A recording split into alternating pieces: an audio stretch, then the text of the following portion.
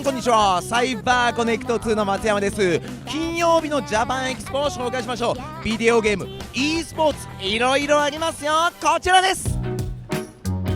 On propose à Japan Expo une démo qui était présente à l'E3 cette année, démo jouable d'environ une grosse quinzaine de minutes, avec 3 personnages jouables et c'est la première fois, surtout en France, que Borderlands 3 est montré au grand public, aux joueurs et aux fans. C'est rempli très vite, dès 8h30, on a eu vraiment une grosse queue, ça s'est formé très rapidement. Et là on voit que ça ne désemplit pas. Hier il y a eu des joueurs constamment toute la journée, donc nous on adore et ça montre que le jeu il est attendu et voilà, on adore ça. On a beaucoup de fans ici, beaucoup de cosplayers aussi sur notre jeu. Ils ont été ravis du jeu, ils l'attendent avec impatience et voilà, ils sont tous contents.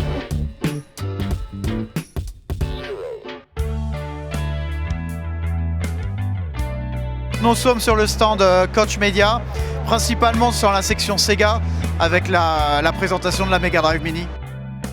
La Mega Drive Mini, donc c'est une version miniature de la Mega Drive qui s'était sortie il y a maintenant 25 ans. C'est une mini console qu'on sort le 19 septembre et qui contient 42 jeux, dont 2 titres exclusifs qui n'étaient pas sortis avec la console d'origine.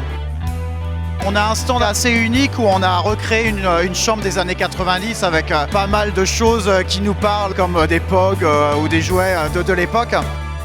Et pour le moment il y a il y a du monde qui joue, il y a des jeux qui ont pas mal de succès comme Sonic ou comme Street of Rage 2. On voit des parents qui montrent à leurs enfants les jeux de l'époque et ça nous fait vraiment plaisir parce que c'est vraiment quelque chose qu'on veut véhiculer. Et le message, c'est vraiment de ramener les jeux d'antan dans les mains des générations de maintenant, quoi. Là, on est du côté Atlus où on présente Catherine Full Body, qui est la version ultime du jeu qui était sorti en 2011 et qui ressort cette année sur PlayStation 4.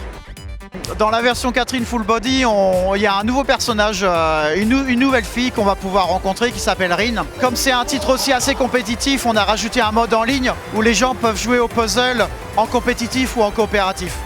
On a recréé une version du puzzle où les gens peuvent monter sur les cubes et prendre une photo avec tout l'environnement du jeu et ça marche très bien. On offre aussi des serre-têtes avec les cornes de bélier qu'on voit dans le jeu. Et pour chaque personne qui essaye la démo, on offre des pins.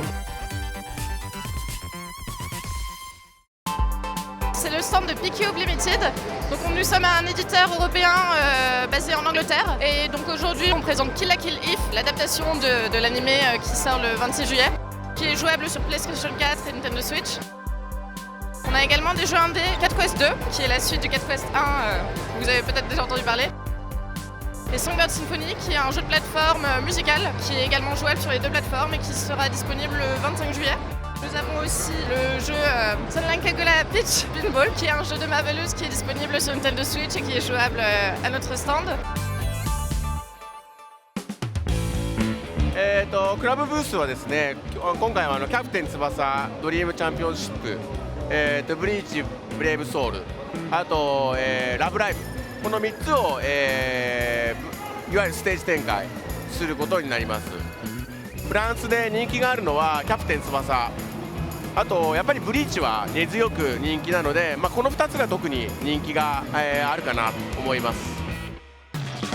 Et ouais, cette année, Japan Expo formalise l'e-sport au sein d'une zone e-sport avec des éditeurs. On a Blizzard qui est là avec la statue Lego Diva de 2 mètres de haut qui est là pour la première fois en Europe. On a aussi Renaissance Academy, l'école japonaise d'e-sport qui vient affronter l'école française d'e-sport Paris Gaming School. Donc c'est des combats entre étudiants, c'est un petit peu le Koshien de l'e-sport pour ceux qui connaissent. Et puis après, on a aussi la Sentake où alors là, on a une programmation quasiment entièrement e-sport sur les 4 jours. Et ça, c'est un petit peu la grosse nouveauté, surtout que c'est streamé sur notre chaîne Twitch. いかがでしたか皆さん。土曜日曜まだまだ私のサイン会もやりますので、ぜひサイン会ブースに足をお運びください。ジャパンエキスポまだまだ楽しみましょう。